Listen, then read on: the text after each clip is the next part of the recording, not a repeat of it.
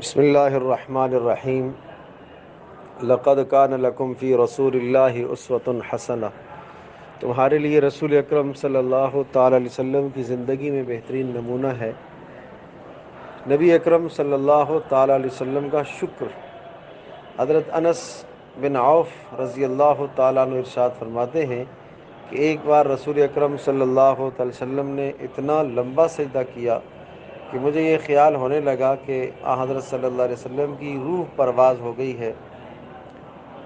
حضرت صلی اللہ تعالیٰ علیہ وسلم کے میں قریب گیا تو آپ نے سر مبارک سجدے سے اٹھایا تو میں نے پوچھا اتنا لمبا سجدہ؟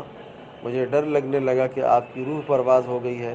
حضرت صلی اللہ علیہ وسلم نے ارشاد فرمایا، جبریل علیہ السلام نے مجھے خوشخبری دی تھی کہ اللہ تبارک تعالیٰ نے ارشاد فرمایا ہے کہ جس نے آپ پر درود بھیجا میں اس پر رحمت نازل کروں گا، اور جس نے سلام کیا میں اس پر سلامتی نازل کروں گا۔ تو اس لیے میں نے سجدہ شکر بجا لایا ہے۔ حضرت صلی اللہ تعالی علیہ وسلم کے اس مبارک عمل سے یہ بات ثابت ہوتی ہے کہ جب کوئی بھی انسان کو نعمت ملے، چاہے وہ نعمت دنیاوی ہو چاہے وہ نعمت اخروی ہو، چاہے اس نعمت کا تعلق مال و متاع اور دنیا کے سامان سے ہو، چاہے اس نعمت کا تعلق ایمان و اعمال سے ہو، اگر کسی عمل کی توفیق اللہ نے عطا فرمائی تب بھی اللہ کا شکر بجا لانا لازم ہے۔ اگر دنیا کی کوئی چیز مال و متاع اور سامان اللہ نے عطا فرمایا اس پر بھی شکر کرنا لازم اور واجب ہے، اور جب بندہ شکر کرتا ہے تو اللہ تبارک و تعالیٰ نعمت کے اندر اضافہ فرماتے ہیں، اور جب ناشکری کرتا ہے، نعمت کی قدر نہیں کرتا، تو اللہ پاک اس سے وہ نعمت کو سلب کر لیا کرتا ہے۔